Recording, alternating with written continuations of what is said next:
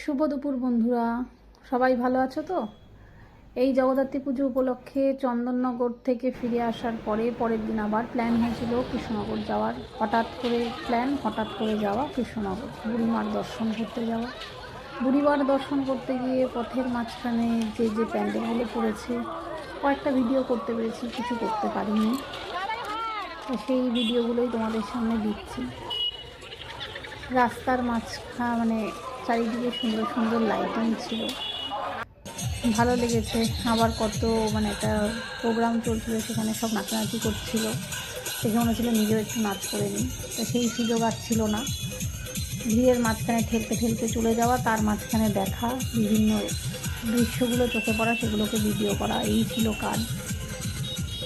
তো এই করতে করতেই আমাদের হয়ে গেল সেদিন বুড়িমার দর্শন। ভালো লাগলো, কোনো দিন যাইনি তো, দেখে খুব ভালো লাগলো। চলো আবার পরে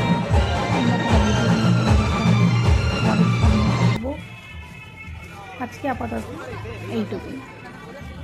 চলো, টাটা।